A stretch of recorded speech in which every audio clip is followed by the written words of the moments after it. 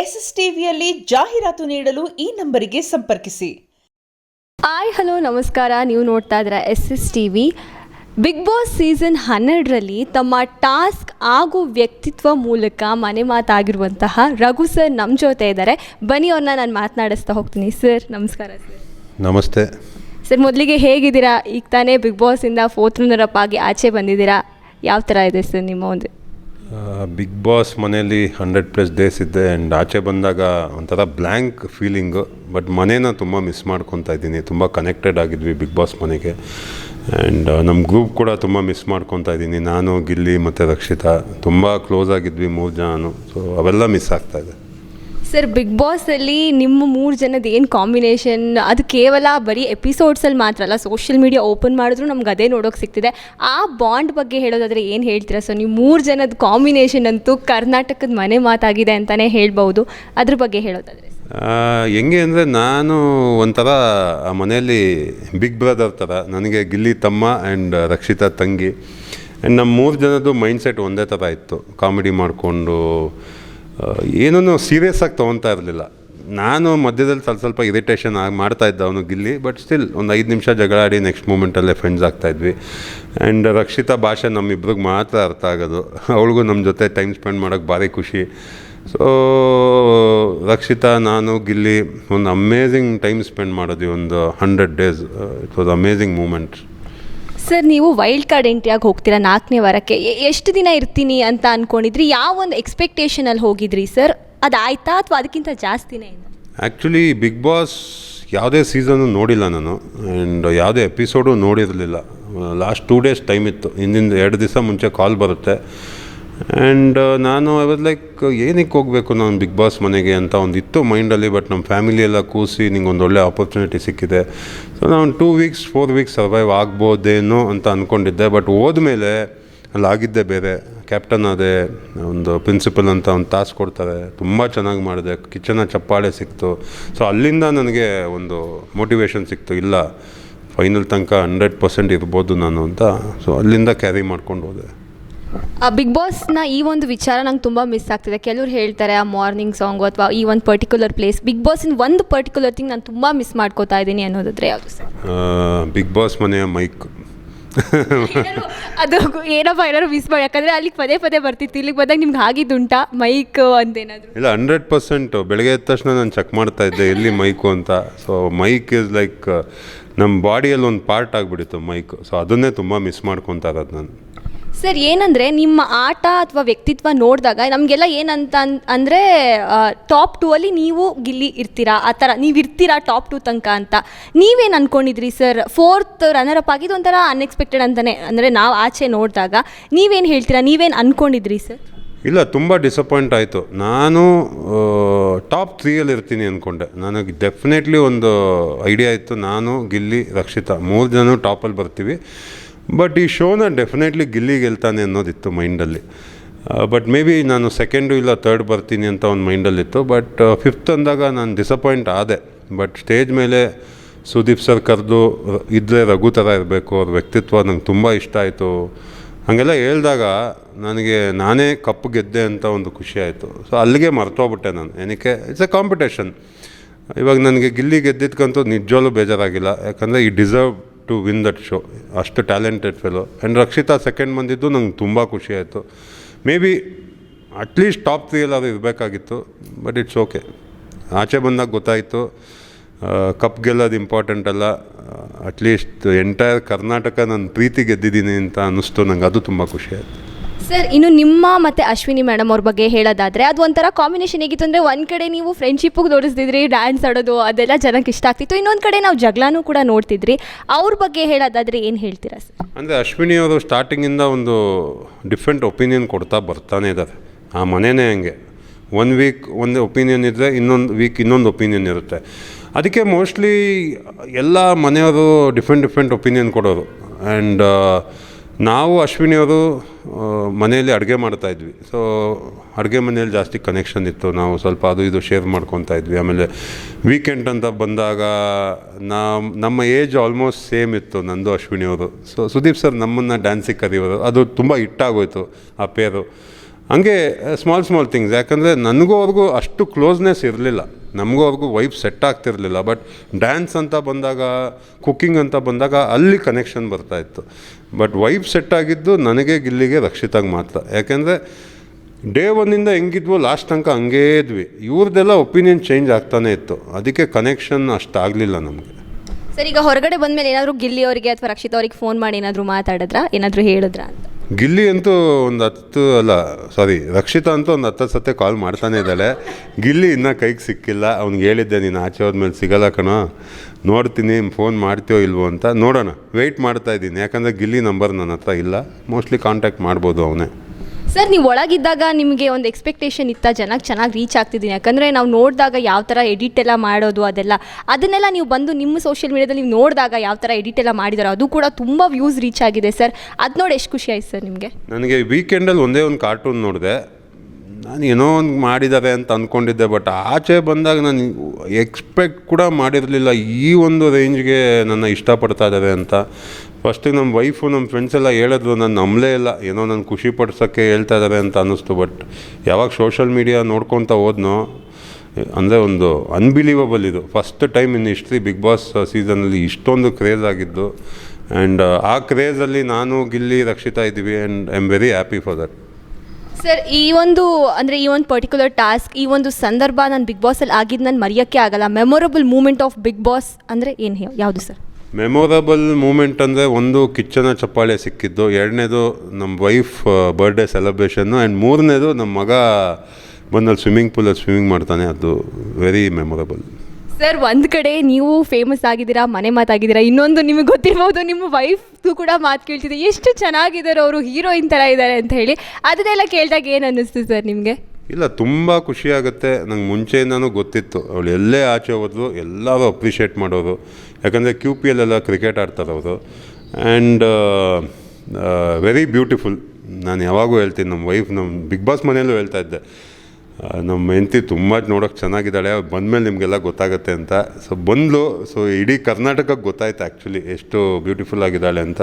I am very lucky to have a wife like that. Sir, ಅವ್ರು ನೋಡಿದ್ಮೇಲೆ ಅಲ್ಲಿರೋ contestant ಏನಾದರೂ ಹೇಳಿದ್ರಾ? ಅಂದರೆ ಅವ್ರು ಕೂಡ ವಾವ್ ಅಂತ ಫೀಲ್ ಮಾಡ್ಕೊಂಡು ನಿಮ್ಮ ಹತ್ರ ಏನಾದರೂ ಹೇಳಿದ್ರಾ ಅಲ್ಲಿರೋ? ಅಂದರೆ ನಾನು ಹೇಳ್ತಾನೆ ಇದ್ದೆ, ಅವ್ರಿಗೇನೋ ಏನು ಸುಮ್ಮನೆ ಹೇಳ್ತಾ ಇದ್ದೀನ, ನೋಡೋಣ ತುಂಬ ಬಿಲ್ಡಪ್ ಕೊಡ್ತಾ ಇದ್ದೀರಾ ಅಂತ ಹೇಳ್ತಾಯಿದ್ರು. ಬಂದ ಮೇಲೆ ಯಾರೂ ಮಾತಾಡಿಲ್ಲ, ನಮ್ಮ ಹತ್ರ ಏನೂ ಇಲ್ಲ ಸರ್ ಮಾತಾಡೋಕ್ಕೆ, ನಿಮಗೆ ಇವ್ರು ಹೆಂಗೆ ಸಿಕ್ಕಿದ್ರು ಅಂತ ನನ್ನನ್ನು ಕ್ವಶನ್ ಮಾಡೋಕ್ಕೆ ಸ್ಟಾರ್ಟ್ ಮಾಡಿಬಿಡಿದ್ರು. ಇವ್ರು ನೋಡಿದ್ರೆ ಇಷ್ಟು ಚೆನ್ನಾಗಿದ್ದಾರೆ, ನಿಮ್ಗೆ ಹೆಂಗೆ ಸಿಕ್ಕಿದ್ರು ಅಂದು. ಇಲ್ಲ, ನಾನು ಮುಂಚೆ ಚೆನ್ನಾಗಿದ್ದೆ, ಈಗ ಸ್ವಲ್ಪ ಕೂದಲೋಗಿದೆ ಅಷ್ಟೇ ಅಂತ ಹೇಳ್ತಾಯಿದ್ದೆ. ಸರ್, ಇನ್ನು ಹೇಳೋದಾದರೆ ರಕ್ಷಿತಾ ಅವರು ಎಲ್ಲೋ ಒಂದು ಕಡೆ ನಡುವಲ್ಲಿ ಏನಾಯ್ತು ಅಂದರೆ ನಿಮ್ಮನ್ನು ನಾಮಿನೇಟ್ ಮಾಡಿದ್ರು, ಆ ಥರದ್ದೆಲ್ಲ ಏನು ಆದರೂ ಕೂಡ ನಿಮ್ಮ ಇಬ್ಬರು ಬಾಂಡ್ ಏನಿದೆ ಸರ್ ಅದು ಕಡಿಮೆನೇ ಆಗಲಿಲ್ಲ. ಯಾವ ಒಂದು ರೀಸನ್ನಿಗೆ ನಿಮಗೆ ರಕ್ಷಿತಾ ಅವರು ಅಷ್ಟು ಕನೆಕ್ಟೆಡ್ ಅಂತ ಹೇಳಿದ್ರೆ ಅವ್ರ ವ್ಯಕ್ತಿತ್ವನ ಏನು ಸರ್? ಬಿಗ್ ಬಾಸ್ ಮನೆ ಹೆಂಗೆ ಅಂದರೆ ಒಪಿನಿಯನ್ ಚೇಂಜ್ ಆಗ್ತಾ ಇರುತ್ತೆ. ಇವಾಗ ನಾನು ಆಚೆ ಬಂದಾಗ ಒಂದು ವಿಷಯ ಗೊತ್ತಾಯ್ತು, ಏನೋ ಚಪಾತಿ ವಿಷಯ ಅಂತ. ಸೊ ಅಲ್ಲಿ ಆಗಿದ್ದೇ ಬೇರೆ, ಬಟ್ ನೀವು ನೋಡಿದ್ದೇ ಬೇರೆ. ಹಂಗೆ ಇವಾಗ ನಾನು ಒಂದು 5 ನಿಮಿಷ ಜಗಳ ಆಡಿರ್ತೀವಿ, ನೆಕ್ಸ್ಟ್ ಮೂಮೆಂಟು ಸರಿ ಹೋಗುತ್ತೆ. ಆ್ಯಂಡ್ ಆ ಟೈಮಲ್ಲಿ ರಕ್ಷಿತಾ ಪಾಪ ಕನ್ಫ್ಯೂಷನಲ್ಲಿದ್ಲು, ನಾಮಿನೇಟ್ ಮಾಡಿದ್ಲು, ಅರ್ಥ ಆಯಿತು ನನಗೆ. ಬಟ್ ಅದಾದಮೇಲೆ ಅವಳು ಬಂದು ಪಾಪ ಸಾರಿ ಕೇಳಿದ್ಲು. ಆ ಮೂಮೆಂಟಲ್ಲಿ ಒಂದೊಂದು ಸತಿ ತಪ್ಪು ಮಾಡ್ತಾರೆ. ಇವಾಗ ನಾವು ತಪ್ಪು ಮಾಡಿದೆ ಇನ್ಯಾರು ತಪ್ಪು ಮಾಡ್ತಾರೆ ಹೇಳಿ? ಸೊ ನಾವುಗಳೇ ತಪ್ಪು ಮಾಡೋದು. ಸೊ ತಪ್ಪು ಮಾಡಿದಾಗ ನಮ್ಮ ಬಾಸ್ ಬಂದು ತಿತ್ತಾಯಿದ್ಲು ವೀಕೆಂಡಲ್ಲಿ. ಸೊ ನನಗೆ ಆ ರಕ್ಷಿತಾ ನಾಮಿನೇಟ್ ಆಗಿ ಒಂದು ಸತಿ ಎಲಿಮಿನೇಟ್ ಆಗ್ತಾಳೆ ಸೀಕ್ರೆಟ್ ರೂಮ್ಗೆ ಹೋಗುವಾಗ. ಅವಾಗ ನನಗೆ ಫೀಲ್ ಆಯಿತು, ಅಯ್ಯೋ ನನ್ನ ತಂಗಿನೇ ಹೋಗ್ತಾ ಇದ್ದಾಳಲ್ಲ ಮನೆ ಆಚೆ ಅಂತ ಅನ್ನಿಸ್ತು. ಅವಾಗ ನಾನು ಸಿಲ್ವರ್ ರಿಂಗ್ ಬಿಚ್ಕೊಡ್ತೀನಿ ಅವಳಿಗೆ. ಸೊ ಅಲ್ಲಿಂದ ನಮ್ಮ ಬಾಂಡೇಜ್ ಇನ್ನೂ ಜಾಸ್ತಿ ಆಗೋಯ್ತು. ಆಮೇಲೆ ನಾವಿಬ್ಬರು ಒಂದು ಆ್ಯಕ್ಟಿಂಗ್ ಮಾಡ್ತೀವಿ ಅಪ್ಪ ಮಗಳದು, ಅದು ತುಂಬ ಖುಷಿ ಆಯ್ತು ನನಗೆ. ಸೊ ಯಾಕೆಂದರೆ ಮನೆಯಲ್ಲಿ ಅವಳೊಬ್ಬಳೇ ನನಗೆ ಬಂದು ಊಟ ಮಾಡ್ತೀರಾ, ನೀರು ಕುಡಿತೀರಾ, ನನ್ನ ಜೊತೆ ಬಂದು ಮಾತಾಡಿ ನಾನೇನೋ ಶೇರ್ ಮಾಡ್ಕೋಬೇಕು ಅಂದರೆ ಒಂದು ಫ್ಯಾಮಿಲಿ ಥರ ಟ್ರೀಟ್ ಮಾಡ್ತಾಯಿದ್ಲು. ಸೊ ಅಲ್ಲಿ ನಮ್ಮ ಕನೆಕ್ಷನ್ ಬೆಳೀತು. ಸರ್, ನೀವು ವೈಲ್ಡ್ ಕಾರ್ಡ್ ಎಂಟ್ರಿಯಾಗಿ ಹೋಗಿದ್ದು, ಸೊ 4 ವಾರದ ಎಪಿಸೋಡ್ಸ್ ನೋಡಿರ್ತೀರಾ. ಸೊ ನಿಮಗೊಂದು ಇಮ್ಯಾಜಿನೇಷನ್ ಇರುತ್ತೆ, ಒಂದು ಬಿಲ್ಡ್ ಆಗಿರುತ್ತೆ, ಇವ್ರು ಹಿಂಗೆ ಅಂತ ಹೇಳಿ. ಸೊ ಅದೇ ಥರ ಇದ್ರಾ, ಅಥವಾ ಇವ್ರನ್ನ ನಾನು ತಪ್ಪಾಗಿ ಅರ್ಥ ಮಾಡ್ಕೊಬಿಟ್ಟಿದ್ದೆ 4 ವಾರ ನೋಡಿದ್ರಲ್ಲಿ, ಅಲ್ಲಿ ಹೋದ್ಮೇಲೆ ಇವ್ರು ಬೇರೆ ಅನ್ನೋ ಥರ? ಇಲ್ಲ, ಆ್ಯಕ್ಚುಲಿ ನಾವು ಒಂದು ಎಪಿಸೋಡು ನೋಡಿರಲಿಲ್ಲ. ನಾನು ಯಾವಾಗೂ ನೋಡಿರಲಿಲ್ಲ. ಅಂದರೆ ಇನ್ಸ್ಟಾಗ್ರಾಮಲ್ಲಿ ನೋಡ್ತಿದ್ದೆ ರಫ್ ಆಗಿ. ಸೊ ನನಗೊಂದು ಒಪಿನಿಯನ್ ಇತ್ತು, ಬಟ್ ಅದು ಏನು ಒಪಿನಿಯನ್ ಇಟ್ಕೊಂಡು ಹೋಗಿದ್ನೋ 90% ಸೇಮ್ ಆಯಿತು. It was almost same. So ನಾನು ಏನೂ ಪ್ರಿಪೇರ್ ಆಗಿ ಹೋಗೇ ಇಲ್ಲ. ಅದೇ ನನಗೆ ಪ್ಲಸ್ ಆಗಿದ್ದು. ಮೇ ಬಿ ಹಿಂದೆ ಮುಂಚೆ ಇವಾಗ ವೈಲ್ಡ್ ಕಾರ್ಡ್ ಬರುವಾಗ ಇನ್ನೂ ಇಬ್ಬರು ನನ್ನ ಜೊತೆ ಬಂದರು. ಆ್ಯಂಡ್ ಅದು ಮುಂಚೆನೂ ತುಂಬ ಜನ ಇದ್ದರು. ಅವರೆಲ್ಲ ಮೋಸ್ಟ್ಲಿ ಪ್ರಿಪೇರ್ ಆಗಿ ಬಂದಿದ್ರು ಅನಿಸುತ್ತೆ. ಅಲ್ಲಿ ಎಷ್ಟೊಂದು ಕಡೆ ಅನ್ನೆಸರಿಯಾಗಿ ಜಗಳ ಆಡ್ತಾಯಿದ್ರು, ಕೂಗಾಡ್ತಾಯಿದ್ರು. ನನಗೆ ಅನ್ಸೋದು ಮೇ ಬಿ ಕ್ಯಾಮ್ರಾಗೋಸ್ಕರ ಅವ್ರು ಜಗಳ ಆಡ್ತಾ ಇದ್ದಾರೆ ಅಂತ. ಬಟ್ ಅದೆಲ್ಲ ವರ್ಕ್ ಆಗೋಲ್ಲ. ನೀವು ಫೇಕ್ ಆಗಿರೋಕ್ಕಾಗಲ್ಲ ಬಿಗ್ ಬಾಸ್ ಮನೆಯಲ್ಲಿ. ನೀವು ಎಷ್ಟೇ ಫೇಕ್ ಮಾಡೋದು 1 ವಾರ ಮ್ಯಾಕ್ಸಿಮಮ್. ಆಮೇಲೆ ನಿಮ್ಮ ಥರ ನೀವು ಇರಲೇಬೇಕು. ಬಿಗ್ ಬಾಸ್ ಮನೆ ಹೆಂಗೆ ಅಂದರೆ ಬಟ್ಟೆ ಥರ ಹಿಂಡ್ತಾ ಇರುತ್ತೆ ನಿಮ್ಮನ್ನ, ಲೇಯರ್ ಬೈ ಲೇಯರ್ ತೆಗಿತಾ ಇರುತ್ತೆ ನಿಮ್ಮನ್ನ. So you can't survive in Bigg Boss. Fake ಆಗಿರೋಕ್ಕಾಗೋದೇ ಇಲ್ಲ. ಸರ್ ಏನಂದರೆ ಇವಾಗ ನಾವೆಲ್ಲ ಹೊರಗಡೆ ಇರೋ ನಮಗೆ ಗೊತ್ತಿಲ್ಲ. ಈಗ ಏನಾದರೂ ಹಂಗೆ ಅನಿಸುತ್ತೆ ಸರ್, ಕ್ಯಾಮ್ರಾ ಇದೆ, ನಾನು ಹಿಂಗೆ ನಡ್ಕೋಬೇಕು, ಹಿಂಗೆ ಮಾತಾಡಬೇಕು, ಕ್ಯಾಮ್ರಾ ನನ್ನ ನೋಡ್ತಾ ಇದೆ ಅನ್ನೋದೇನಾದ್ರು ನಿಮಗೆ ಕಾನ್ಸ್ಟೆಂಟಾಗಿ ಅನಿಸ್ತಿರುತ್ತೆ, ಅಥವಾ ಹೇಗೆ ನಾವೆಲ್ಲ ನಾರ್ಮಲ್ ಆಗಿರ್ತೀವೋ ಹಂಗಿರುತ್ತಾ ಅಥವಾ ಆಗ್ತಿರುತ್ತಾ? ಇಲ್ಲ, ಒಂದು ಫಸ್ಟ್ 3-4 ದಿವಸ ಅನ್ನಿಸ್ತಾ ಇತ್ತು, ಅಯ್ಯೋ ಕ್ಯಾಮ್ರಾ ನೋಡ್ತಾ ಇದೆ, ಈ ಕಡೆ ನೋಡ್ತಾ ಇದ್ದೆ, ನಾನು ಸ್ಟ್ರೈಟಾಗಿ ಕೂತ್ಕೋಬೇಕು, ನೀಟಾಗಿ ಡ್ರೆಸ್ ಆಗಬೇಕು ಅಂತ. ಆಮೇಲೆ 1 ವಾರ ಆದಮೇಲೆ ಕ್ಯಾಮ್ರಾ ಇರೋದೇ ಮರ್ತೋಯ್ತು. ಇವಾಗ ನಾನು ಏನಾದರೂ ಒಂದು ಮಾತಾಡಬೇಕು ಅಂದರೆ ಕ್ಯಾಮ್ರಾನ ನಾವು ಫ್ರೆಂಡ್ ಥರ ಟ್ರೀಟ್ ಮಾಡ್ತಾಯಿದ್ವಿ. ಏನೋ ಒಂದು ತೋರಿಸ್ಕೊಂಡು ನಾವು ಸ್ಕೆಚ್ ಮಾಡ್ತಾ ಇರ್ತೀನಿ, ಕ್ಯಾಮ್ರಾ ಜೊತೆ ಮಾತಾಡಿಕೊಂಡು they are like our friends. ಇವಾಗ ನಮ್ಮ ಜೊತೆ ಇನ್ನೂ 70 ಜನ ಎಕ್ಸ್ಟ್ರಾ ಇದ್ದಾರೆ ಅಂತ. ಕ್ಯಾಮ್ರಾ ಎಲ್ಲ ನಮ್ಮ ಫ್ರೆಂಡ್ಸು, ಅವ್ರ ಜೊತೆ ಮಾತಾಡ್ತಾಯಿದ್ವಿ. So they will become part of our life. ಇವಾಗ ಹೆಂಗೆ ಮೈಕ್ ನಮ್ಮ ಜೊತೆ ಇತ್ತೋ ಕ್ಯಾಮ್ರಾನು ನಮ್ಮ ಜೊತೆ ಆಗಿಬಿಡುತ್ತೆ. ನಮಗೇನು ಅನ್ಸೋದೇ ಇಲ್ಲ ಸಮ್ಮನ್ ಈಸ್ ವಾಚಿಂಗ್ ಅಸ್ ಅಂತ. ಈಗ ಆಚೆ ಬಂದಾಗೆ ಗೊತ್ತಾಯಿತು ಇಷ್ಟು ಜನ ನಮ್ಮನ್ನು ವಾಚ್ ಮಾಡ್ತಾಯಿದ್ರು ಅಂತ. ಅದು ಒಳಗಡೆ ಇದ್ದಾಗ ಗೊತ್ತಾಗಲ್ಲ. ಸರ್ ಇನ್ನು ಧ್ರುವಂತ್ ಅವ್ರ ಬಗ್ಗೆ ಹೇಳೋದಾದ್ರೆ ಏನು ಹೇಳ್ತೀರಾ? ನಿಮ್ಮ ಅವರ ನಡುವೆ ಕೂಡ ಒಂಥರ ಏನೋ ಕ್ಲಾಶ್ ಥರ ಇತ್ತು, ಸೊ ಅವ್ರ ಬಗ್ಗೆ ಇಲ್ಲ, ಧ್ರುವಂತ್ ಅವ್ರ ಬಗ್ಗೆ ನನ್ನ ಜೊತೆ ಅಷ್ಟು ವೈಫ್ ಸೆಟ್ ಆಗಿಲ್ಲ. ಯಾಕೆಂದರೆ ಅವ್ರದ್ದು ಯಾವಾಗೋ ಮಾತಾಡುವಾಗ ಅವ್ರು ಹೇಳೋರು ನನಗೆ ಪ್ರೀವಿಯಸ್ ಲೈಫಲ್ಲಿ ಟ್ರೋಮಾ ಇತ್ತು ಅದು ಇದು ಅಂತ. ನಾನೇನು ಅದನ್ನು ತಿಳ್ಕೊಳಕ್ಕೆ ಹೋಗಿಲ್ಲ.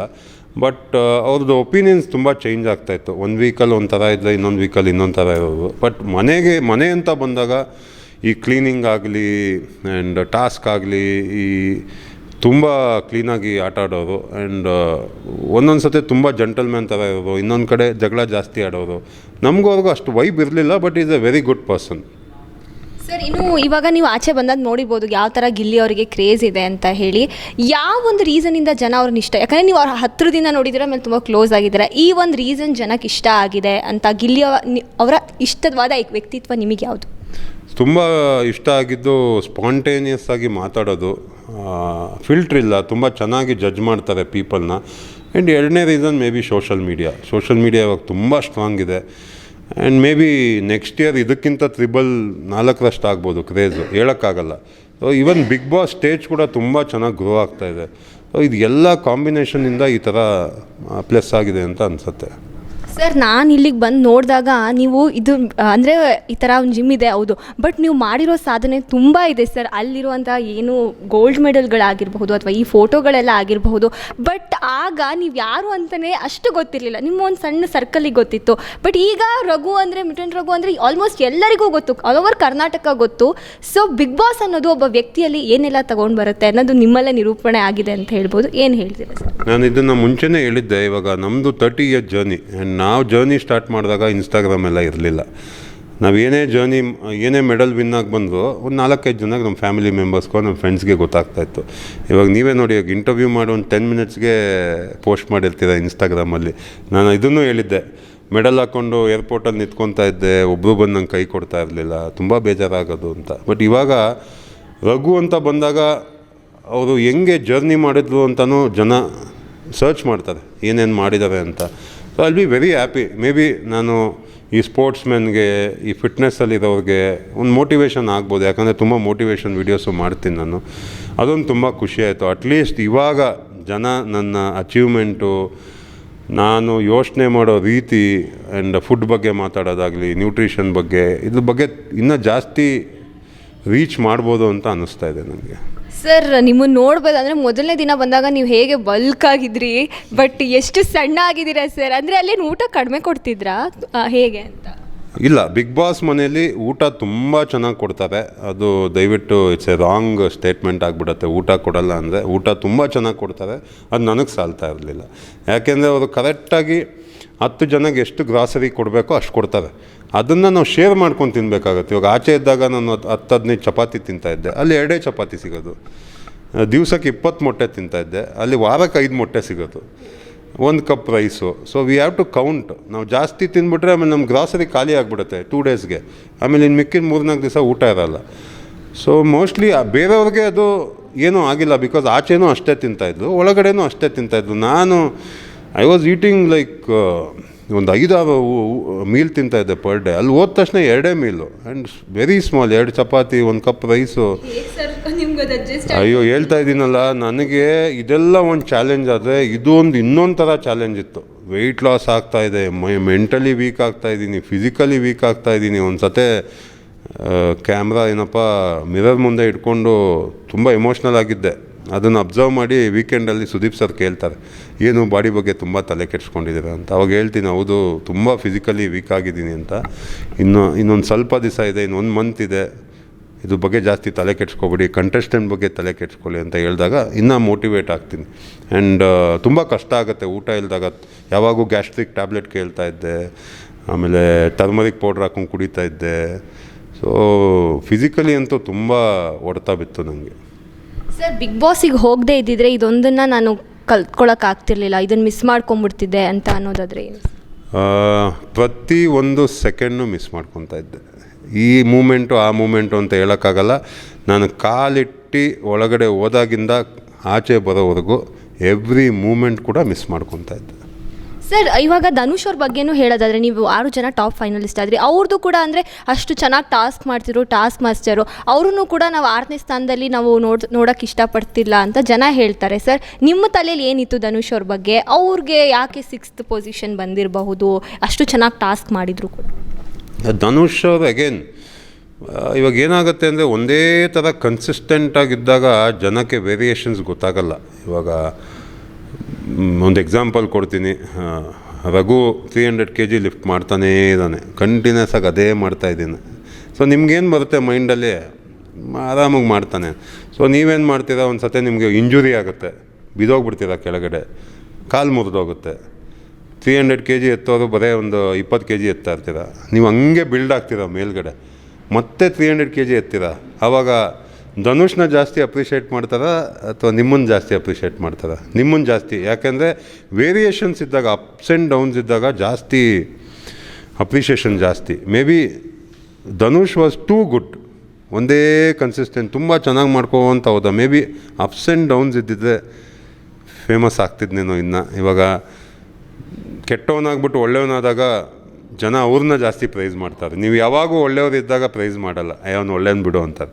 ಅದೇ ನೀವು ಕೆಟ್ಟವ್ರಾಗ್ಬಿಟ್ಟು ಸಡನ್ನಾಗಿ ಒಳ್ಳೆಯವ್ರಾಗ್ಬಿಟ್ರೆ ಹೆಂಗಿದ್ದವನು ಹೆಂಗೆ ಆಗ್ಬಿಟ್ಟ ಅಂತ ಅದು ಸಿಂಪತಿ ಬರುತ್ತೆ. ಸೊ ಇದೆಲ್ಲ ಮ್ಯಾಟ್ರ್ ಆಗುತ್ತೆ. ಸರ್, ಈ ಸೀಸನಲ್ಲಿ ಜಗಳಗಳು ಕೂಡ ತುಂಬ ಆಗ್ತಿದ್ವು. ನಿಮಗೆ ಹೆಂಗೆ ಅನ್ನಿಸ್ತಿತ್ತು ಸರ್ ಜಗಳಗಳು? ಬಿಕಾಸ್ ನಿಮ್ಮನ್ನು ನೋಡಿದಾಗ ಒಂಥರ ಕಾಮ್ ಪರ್ಸನ್, ಅಂದರೆ ಅಗ್ರೆಸಿವ್ ಇದ್ದೀರಾ, ಬಟ್ ಈ ಥರ ಜಗಳಗಳಲ್ಲೆಲ್ಲ ಇನ್ವಾಲ್ವ್ ಆಗಲ್ಲ ಅನ್ನೋ ಥರ ಅನಿಸುತ್ತೆ.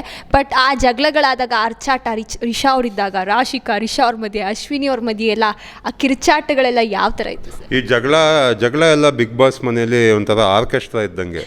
ಎಷ್ಟೊಂದು ಜಗಳದಲ್ಲಿ ಸೆನ್ಸೇ ಇರಲ್ಲ, ಸುಮ್ಮನೆ ಜಗಳ ಆಡ್ತಾ ಇರ್ತಾರೆ. ನಾನು ಗಿಲ್ಲಿ ಕೂತ್ಕೊಂಡು ಸುಮ್ಮನೆ ಕಾಮಿಡಿ ತೊಗೊತಾ ಇದ್ವಿ. ಜಗಳಗಳು ಎಷ್ಟೊಂದು ಜಗಳ ಸೆನ್ಸ್ಲೆಸ್, ಇಬ್ಬರು ಮಾತಾಡ್ಕೊತಾ ಇದ್ವಿ, ಏನಕ್ಕೆ ಜಗಳ ಆಡ್ತಾ ಇದ್ದಾಳೆ ಅಂತ ಸುಮ್ಮನೆ ಕಿಚ್ಚಾಡೋದು. ಸೊ ಏನಾದರೂ ಒಂದು ಇಂಪಾರ್ಟೆಂಟ್ ಟಾಪಿಕ್ ಇದ್ದರೆ ಮಾತ್ರ ನಾವು ಹೋಗಿ ಎಂಟ್ರ್ ಆಗ್ತಾಯಿದ್ವಿ, ಇಲ್ಲ ಅಂದರೆ ಮಜಾ ತೊಗೊತಾ ಇದ್ವಿ. ಕೂತ್ಕೊಂಡು ಜಗಳ ಆಡಲಿ, ಅವ್ರ ಬಾವಿ ಅವ್ರು ತೋಡ್ಕೊತವ್ರು, ಏನಾದರೂ ಮಾಡ್ಕೊಳ್ಳಿ ಅಂತ ಬಿಟ್ಬಿಡ್ತಿದ್ವಿ. ಜಗಳ ಇಸ್ ಲೈಕ್ ಕಾಮನ್. ಹೇಳಿದ್ನಲ್ಲ, ಆರ್ಕೆಸ್ಟ್ರಾ ಥರ ಅದು. ಒಂದೊಂದು ಎಂಜಾಯ್ ಮಾಡ್ಕೊಂಡು ಆರಾಮಾಗಿ ಕುತ್ಕೊತಾ ಇದ್ವಿ. ನಮ್ಮ ಬುಡಕ್ಕೆ ಬಂದಾಗ ನಾವು ಮಾತಾಡ್ತಾ ಇದ್ವಿ. ಇವಾಗ ಏನೋ ಒಂದು ಆಗ್ತಾಯಿದೆ ಅಂದರೆ ನಾವ್ಯಾಕೆ ಹೋಗಬೇಕು? ಇವಾಗ ಬಿಗ್ ಬಾಸ್ ಮನೇಲಿ ಹೋಗಿಲ್ಲ ಅಂದ್ರೂ ಪ್ರಾಬ್ಲಮ್ಮು, ಹೋದ್ರೂ ಪ್ರಾಬ್ಲಮ್ಮು. ಆ್ಯಕ್ಚುಲಿ ನಾವು ಅದನ್ನೇ ನೋಡ್ತಿದ್ವಿ. ಇವಾಗ ಇಬ್ಬರು ಜಗಳ ಆಡ್ತಿದ್ದಾರೆ ಅಂದರೆ ನೀವು ಯಾರೋ ಅದನ್ನು ಬಿಡ್ಸೋಕ್ಕೆ ಅಂತೂ ಹೋಗ್ತಿರ್ಲಿಲ್ಲ, ತಡಿಯೋಕ್ಕೂ ಹೋಗ್ತಿರ್ಲಿಲ್ಲ. ಆಡ್ತಿದ್ದಾರೆ, ಆಡಲಿ ಅನ್ನೋ ಥರನೇ ಇದ್ರಿ. ಇಲ್ಲ, ಬಿಡ್ಸೋಕೆ ಹೋಗ್ಬಾರ್ದು ಜಗಳನ. ನಾವು ಇವಾಗ ಜಗಳ ಆಡೋ ಟೈಮಲ್ಲಿ ನೀವೇನೋ ಯಾರಿಗೋ ಹೊಡೆದ್ಬಿಟ್ರಿ, ನಮ್ಗೆ ಒಳ್ಳೇದಲ್ವ, ಅವ್ನು ಕಂಟೆಸ್ಟೆಂಟ್ ಆಚೆ ಹೋಗ್ತಾರಲ್ಲ. ಸೊ ಆ ಥರ ಯೋಚನೆ ಮಾಡ್ತೀವಿ ನಾವು. ಆಡಲಿ ಜಗಳ ಆಡಲಿ, ಕೋಪ ಬರಲಿ, ಹೊಡೆದಾಡಲಿ, ಅವ್ರು ಇಬ್ಬರು ಆಚೆ ಹೋಗಲಿ ಅಂತ. ಹಂಗೆ ನಮ್ಗೆ ಎಷ್ಟು ಕಮ್ಮಿ ಆಗ್ತದೋ ಅಷ್ಟು ಖುಷಿ ನಮಗೆ. ಸರಿ, ಒಂದು ಆಡಿಯೋದು ಹೇಳಿದ್ರಿ, ರಿಷಾ ಅವರು ಆ ಥರ ಗಿಲಿಯವ್ರಿಗೆ ಹೊಡೆದ್ರಲ್ಲ, ನಿಮ್ಮ ಮೈಂಡಲ್ಲಿ ಏನು ಬಂದಿತ್ತು ಸರ್? ನಿಮಗೆ ಗೊತ್ತಿತ್ತಾ? ಹೌದು, ಗೊತ್ತಿತ್ತು. ನಾನು ನೋಡಿದೆ ಅದನ್ನು. ಆಗಬಾರ್ದಾಗಿತ್ತು, ಆ ಮೂಮೆಂಟಲ್ಲಿ ಆಗೋಯ್ತು.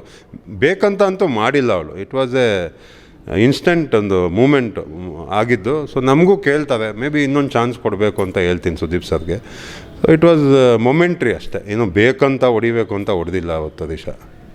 ಸರ್, ಇನ್ನೊಂದೇನು ಅಂದರೆ, ಕಾವ್ಯ ಅವರು ಕೂಡ ಫೈನಲ್ ಇದ್ದರು. ಕಾವ್ಯದಿಂದ ಗಿಲ್ಲಿಯಿಂದ ಕಾವ್ಯ ಬಂದಿರೋದು, ಕಿಲ್ಲಿಯಿಂದ ಕಾವ್ಯ ಬಂದಿರೋದು ಅಂತ ಹೇಳ್ತಾರೆ. ನೀವು ಅಲ್ಲಿದ್ರಿ ಅಲ್ವಾ? ಸೊ ನಿಮಗೆ ಆ ಥರ ಅನ್ನಿಸ್ತಾ, ಕಾವ್ಯ ಮೇನಾಗಿ ಹೈಪ್ ಆಗ್ತಿರೋದೇ ಗಿಲ್ಲಿಯಿಂದ ಅಂತ ಏನಾದರೂ ಆ ಥರ ಅನ್ನಿಸ್ತಾ ಸರ್? ಆ್ಯಕ್ಚುಲಿ ಅದ್ರ ಬಗ್ಗೆ ನಾನು ಜಾಸ್ತಿ ಕಮೆಂಟ್ ಮಾಡಲ್ಲ, ಯಾಕಂದರೆ ಗಿಲ್ಲಿ ಕಾವ್ಯ ಒಂದು ಜಂಟಿಯಿಂದ ಒಳಗಡೆ ಬರ್ತಾರೆ ಆ್ಯಂಡ್ ಅದೇ ಫ್ರೆಂಡ್ಶಿಪ್ನ ಲಾಸ್ಟ್ ತನಕ ಕ್ಯಾರಿ ಮಾಡ್ತಾ ಹೋಗ್ತಾರೆ. ಆ್ಯಂಡ್ ಯಾವಾಗೂ ಗಿಲ್ಲಿ ಕೂಡ ಹೇಳ್ತಾ ಇರ್ತಾನೆ ಕಾವ್ಯ ಅಂತ. So may be it's A good friendship ಅಷ್ಟೇ, ಅದಕ್ಕಿಂತ ನಾವು ಜಾಸ್ತಿ ಮಾತಾಡೋಕೆ ಹೋದರೆ ತಪ್ಪಾಗುತ್ತೆ. ಸೊ ಈ ಕ್ವಶನ್ನ ನೀವು ಡೈರೆಕ್ಟಾಗಿ ಗಿಲ್ಲಿ ಮತ್ತು ಕಾವ್ಯಗೆ ಕೇಳಬೇಕು. ಸರ್ ಇನ್ನೊಂದಂದರೆ ನೀವು ಸೋಷಿಯಲ್ ಮೀಡಿಯಲ್ಲಿ ನೋಡ್ತಾ ಇರ್ಬೇಕಾದ್ರೆ ನಿಮ್ಮದು ದರ್ಶನ್ದು ಒಂದು ಸ್ಪೆಷಲ್ ಬಾಂಡ್ ಇದೆ ಅಂತ ಹೇಳ್ತಾರೆ. ಸೊ ಅವ್ರ ಬಗ್ಗೆ ಹೇಳೋದಾದರೆ ನೀವು ಈ ಥರ ಜನರ ಮನೆ ಮಾತಾಗಿದ್ದೀರಾ ಈ ಒಂದು ಶೋ ಮೂಲಕ, ಅವ್ರನ್ನ ಎಷ್ಟು ಮಿಸ್ ಮಾಡ್ಕೋತೀರಾ, ಅವ್ರ ಬಗ್ಗೆ ಹೇಳೋದಾದ್ರೆ? ನಾನು ಇವಾಗ ಈ ಜಿಮ್ಮು ಓಪನಿಂಗ್ ಮಾಡಿದ್ದೆ ದರ್ಶನ್ ಸರ್, ಆ್ಯಂಡ್ ಕೋವಿಡ್ ಟೈಮಲ್ಲಿ ಆಲ್ಮೋಸ್ಟ್ ಶಟ್ಟಿಂಗ್ ಡೌನ್ ಆಗ್ತಾಯಿತ್ತು. ಆ್ಯಂಡ್ ಅದಾದಮೇಲೆ ಮೋಟಿವೇಶ್ನಲ್ ವಿಡಿಯೋ ಮಾಡಿಕೊಂಡು ನಾನು ಮೂವಿ ಮಾಡಬೇಕು ಅಂತ ನನ್ನ ಮನ್ಸಿಗೆ ಬಂದಾಗ ನಾನು ಕೈ ಹಿಡ್ದಿದ್ದೆ ದರ್ಶನ್ ಸರ್. ಅವ್ರ ಮನೆಗೆ ಓಡೋದೆ, ಸರ್ ನನಗೊಂದು ಚಾನ್ಸ್ ಬೇಕು ಅಂದಾಗ ಇಮಿಡಿಯೇಟಾಗಿ 3 ಮೂವಿ ಕೊಡ್ತಾರೆ, ಒಂದಲ್ಲ ಎರಡಲ್ಲ, ಎಲ್ಲ ಲೈಕ್ ಕ್ರಾಂತಿ, ಕಾಟೇರ, ಗರ್ಡಿ ಎಲ್ಲ ದೊಡ್ಡ ಮೂವಿ ಕೊಡ್ತಾರೆ ನನಗೆ. ಆ್ಯಂಡ್ ನನಗೇನೇ ಕಷ್ಟ ಆದರೂ ಎಷ್ಟೇ ಖುಷಿ ಆದರೂ ಅವ್ರ ಮನೆಗೆ ಹೋಗ್ತಾಯಿದ್ದೆ. ಅವ್ರದ್ದು ಯಾವುದೇ ಒಂದು ಫ್ಯಾಮಿಲಿ ಫಂಕ್ಷನ್ ಆದರೂ ನಂಗೆ ಫೋನ್ ಮಾಡಿ ಕರೆಯೋರು, ಒಂದು ಒಳ್ಳೆ ಫ್ರೆಂಡ್ಶಿಪ್ಪು. ಸೊ ನನ್ನ ಸಕ್ಸಸ್ಗೆ ದರ್ಶನ್ ಸರ್ ಕಾರಣ. ಆ್ಯಕ್ಚುಲಿ ಇವತ್ತಿಲ್ಲಿ ಕೂತಿದ್ದೀನಿ ಅಂದರೆ ಈ ರೀಸನ್ನೇ ದರ್ಶನ್ ಸರು. ಅದನ್ನು ನಾನು ಪ್ರೌಡಾಗಿ ಹೇಳ್ಕೊತೀನಿ, it's because of Darshan sir. Sir Bigg Boss ಅನ್ನೋ ಒಂದು ರಿಯಾಲಿಟಿ ಶೋನ ನಿಮ್ಮ ಪ್ರಕಾರ ಒಂದು ಇದರಲ್ಲಿ ಎಕ್ಸ್ಪ್ಲೈನ್ ಮಾಡೋದಾದರೆ ಜನಗಳಿಗೆ ಏನು ಹೇಳ್ತೀರಾ ಸರ್? ಸರ್ ಬಿಗ್ ಬಾಸ್ ಮನೆ ಡಿಫ್ರೆಂಟ್ ವರ್ಡ್. ಇವಾಗ ನಾವು ಜಗತ್ತಲ್ಲಿದ್ದೀವಲ್ಲ, ಅದು ಇನ್ನೊಂದು ಜಗತ್ತು. ನಾವು ಈ ಜಗತ್ತು ಅಂದರೆ ಇವಾಗ 45 ವರ್ಷ ನಾನು ಏನು ಎಕ್ಸ್ಪೀರಿಯೆನ್ಸ್ ಮಾಡಿದ್ದೀನೋ ಅದನ್ನು ನಾನು ಬಿಗ್ ಬಾಸ್ ಮನೇಲಿ 3 ತಿಂಗಳು ಎಕ್ಸ್ಪೀರಿಯೆನ್ಸ್ ಮಾಡಿದ್ದೀನಿ. ಆ್ಯಂಡ್ ಆ ಎಕ್ಸ್ಪೀರಿಯೆನ್ಸ್ ನಾನು ಎಷ್ಟೇ ನಿಮ್ಮ ಹತ್ರ ಶೇರ್ ಮಾಡಿದ್ರು ನಿಮ್ಗೆ ಅರ್ಥ ಆಗಲ್ಲ. ಬಿಕಾಸ್ ನಮಗೆ ಗೊತ್ತು ಎವ್ರಿ ಸೆಕೆಂಡ್ ನಮ್ಗೆ ಏನು ಅನ್ನಿಸ್ತಾಯಿತ್ತು, ಏನು ಎಕ್ಸ್ಪೀರಿಯೆನ್ಸ್ ಆಗ್ತಾಯಿತ್ತು ಅಂತ. ಇಟ್ಸ್ ಲೈಕ್ ಎ ಟ್ರಾನ್ಸ್ ಮೈಂಡೇ ಒಂಥರ ಡಿಫ್ರೆಂಟಾಗಿ ಯೋಚನೆ ಮಾಡ್ತೀವಿ. ಇವಾಗ ಒಂದು ವ್ಯಕ್ತಿನ ನಾನು ನೋಡಿದ್ರೆ ಸ್ಕ್ಯಾನ್ ಮಾಡ್ತಾ ಇರ್ತೀನಿ, ಅವ್ರು ಏನು ಯೋಚನೆ ಮಾಡ್ತಾ ಇದ್ದಾರೆ, ಅವ್ರ ಬಾಡಿ ಲ್ಯಾಂಗ್ವೇಜ್ ಏನು, ಹಂಗಾಗೋಗಿದೆ ನಮ್ಮ ಬ್ರೈನ್. ಇವಾಗ ಒಂಥರ ಕಂಪ್ಯೂಟ್ರ್ ಸ್ಕ್ಯಾನರ್ ಥರ ಆಗಿಬಿಟ್ಟಿದ್ದೀನಿ. ಇವಾಗ ನಿಮ್ಮನ್ನು ನೋಡಿದ್ರೆ ಒಂಥರ ಯೋಚನೆ ಮಾಡ್ತಿರ್ತೀನಿ, ನೀವು ಏನು ಯೋಚನೆ ಮಾಡ್ತಾಯಿದ್ದೀರಾ ನನ್ನ ಬಗ್ಗೆ ಅಂತ. ಸೊ ಆ ಥರ ಆಗೋಗಿದ್ದೀವಿ ಬಿಗ್ ಬಾಸ್ ಮನೆಗೆ ಹೋಗಿ. ಸರ್ ಇನ್ನು ಹೇಳೋದಾದರೆ ಇನ್ನು ಮುಂಬರುವ ದಿನಗಳಲ್ಲಿ ಏನೇನೆಲ್ಲ ಮಾಡಬೇಕು ಅಂದ್ಕೊಂಡಿದ್ರೆ, ಇನ್ನು ಸಿನಿಮಾಗಳಲ್ಲಿ ಏನೇನು ಇದೆ ಸರ್ ಅಪ್ಕಮಿಂಗ್? ಸಿನಿಮಾ ಅಂತೂ 100% ಒಂದು ದೊಡ್ಡ ವಿಲನ್ ಆಗಬೇಕು ಅಂತ. ಅದು ಬಿಟ್ಟು ಒಂದು ಕುಕ್ಕಿಂಗ್ ಚಾನಲ್ ಓಪನ್ ಮಾಡಿದ್ದೆ. ಆ್ಯಕ್ಚುಲಿ ವಿಡಿಯೋಸ್ ಇನ್ನೇನು ಅಪ್ಲೋಡ್ ಮಾಡಬೇಕಾಗಿತ್ತು, ಬಿಗ್ ಬಾಸ್ ಮನೆಗೆ ಬಂದೆ. ಆಮೇಲೆ ಈ ಮಾಸ್ಟರ್ ಶೆಫ್ ಇಂಡಿಯಾಗೆ ಕಾಲ್ ಮಾಡಿದ್ರು, ನಾನು ಹೋಗಬೇಕಾಗಿತ್ತು, ಆಗಲಿಲ್ಲ. ಮೇ ಬಿ ನೆಕ್ಸ್ಟ್ ಇಯರ್ ಒಂದು ಸ್ಮಾಲ್ ರೆಸ್ಟೋರೆಂಟ್ ಪ್ಲ್ಯಾನ್ ಇದೆ. ಅದಾದಮೇಲೆ ಇನ್ನೂ 3-4 ಪ್ಲ್ಯಾನ್ ಇದೆ. ಅದಿನ್ನೂ ಆಗುತ್ತೋ ಇಲ್ವೋ ಗೊತ್ತಿಲ್ಲ, ಅದಕ್ಕೆ ಅದನ್ನು ಮಾತಾಡಲ್ಲ. ಸರ್ ಹೌದು, ನಿಮ್ಮ ಕುಕ್ಕಿಂಗ್ ಬಗ್ಗೆ ನಾನು ಹೇಳಲೇಬೇಕು ಸರ್. ಈಗ ಬಿಗ್ ಬಾಸ್ ಮನೇಲಿ ನಾವು ಈ ಹಿಂದೆ ಸೀಸನ್ಗಳಲ್ಲೂ ಮೇನಾಗಿ ಜಗಳ ಆಗ್ತಿದ್ದಿದೆ ಕಿಚನಲ್ಲಿ ಸರ್. ಅಂದರೆ ನನಗೆ ಆ್ಯಪಲ್ ಬೇಕು, ನನಗೆ ಮೊಟ್ಟೆ ಬೇಕು, ನಂಗೆ ಚಪಾತಿ ಸಲ್ತಿಲ್ಲ, ನೀನು ಜಾಸ್ತಿ ತಿಂದೆ ಅನ್ನೋದು. ಸರ್ ನೀವು ಅದರಲ್ಲಿ ಕುಕ್ಕಿಂಗಲ್ಲೂ ಕೂಡ ಆಗ್ತಿದ್ರಿ. ಎಷ್ಟು ಡಿಫಿಕಲ್ಟ್ ಇತ್ತು ಸರ್ ನಿಮಗೆ ಆ ಒಂದು ಟಾಸ್ಕ್, ಅಥವಾ ಖುಷಿಯಿಂದ ಮಾಡ್ತಿದ್ರಾ ಹೇಗೆ? ಇಲ್ಲ, ಕುಕ್ಕಿಂಗ್ ನಾನು ತುಂಬ ಖುಷಿಯಿಂದ ಮಾಡ್ತಾಯಿದ್ದೆ. ತುಂಬ ಜನ ಹೇಳ್ತಾಯಿದ್ರು ಏನಕ್ಕೆ ಬರೀ ಯಾವಾಗೂ ಕುಕ್ಕಿಂಗ್ ಮಾಡ್ತೀರಾ ಅಂತ. ನನ್ನ ಇಷ್ಟ, ನಾನು ಮಾಡ್ತೀನಿ. So I enjoy cooking. ತುಂಬ ಟೈಮು ಸ್ಟ್ರೆಸ್ ಆದಾಗ ನಾನು ಕುಕ್ಕಿಂಗ್ ಮಾಡ್ತಾಯಿದ್ದೆ, ನನಗೊಂಥರ ಕೂಲ್ ಡೌನ್ ಆಗ್ತಾಯಿದ್ದೆ. So it's a plus point. ನನಗೆ ಯಾವಾಗ ಹೊಟ್ಟೆ ಹಸು ಆಗ್ತಾಯಿತ್ತು ನಾನು ಹೋಗ್ತಾಯಿದ್ದೆ, ಅಡುಗೆ ಮಾಡ್ಕೊಂಡು ನಾನೇ ತಿಂತಾಯಿದ್ದೆ. ಇಲ್ಲ ಅಂದರೆ we have to depend on others ಅಲ್ವಾ. ಸೊ ಅದೊಂದು ಪ್ಲಸ್ ಪಾಯಿಂಟ್ ಆಯಿತು ನಂಗೆ ಬಿಗ್ ಬಾಸ್ ಮನೆಯಲ್ಲಿ. Sir congratulations sir, 4th runner up ಆಗಿದ್ದೀರಾ. ಥ್ಯಾಂಕ್ ಯು ನಮ್ಮ ಜೊತೆ ಮಾತಾಡೋದಕ್ಕೆ ಇಷ್ಟೊತ್ತು sir. Thank you so much. Thank you so much. SS TV cinema ಜಗತ್ತಿನ ಕ್ಷಣ ಕ್ಷಣದ ಸುದ್ದಿಯೊಂದಿಗೆ.